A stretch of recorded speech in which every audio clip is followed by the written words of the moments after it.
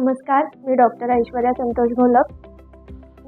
माझ्या आजीची कंडिशन अचानक खूपच खराब झालेली. पूर्ण पेशंट आमचं अनकॉन्शियस होतं. एवढ्या इमर्जन्सीमध्ये आणि आम्ही राहतो जव्हारमध्ये. नाशिकपासून आमचं गाव 70 किलोमीटरवर आहे.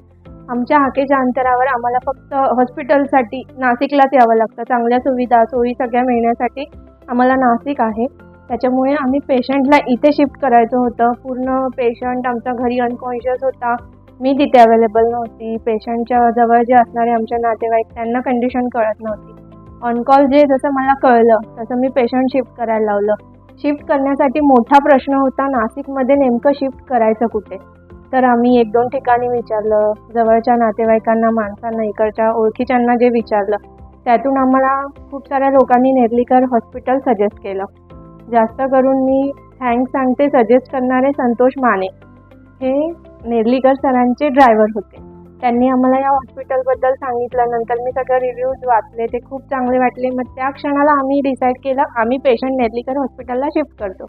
पेशंट आम्ही इथे शिफ्ट केला. त्याच्यानंतर आम्हाला एवढा उत्तम प्रतिसाद मिळाला. पेशंटच्या मेडिसिन, अदर काही सगळ्या कंप्लेंट होत्या त्या सगळ्या आमच्या सॉल्व केल्या आहेत. आमचं त्यांना म्हणजे लवकरात लवकर जेवढं बरं होईल, जेवढं फॅसिलिटी त्यांना देता येईल तेवढं त्यांनी आम्हाला सगळं सपोर्ट केला आहे. जास्त करून आम्हाला छाजेड सरांचे खूप सपोर्ट भेटला आहे. त्यांनी आमचा पेशंट लवकरात लवकर खूपच रिकवर केला आहे. मेन म्हणजे व्हेंटिलेटरवर असलेला पेशंट एवढ्या लवकर एक्झुबेट होणं हे म्हणजे खूपच थोडं रिस्कीच होतं. तरी पण त्यांनी ते केलं आहे आणि आमचा पेशंट आज आहे चांगला. त्याच्याबद्दल मी खूपच त्यांचे आभार मानते.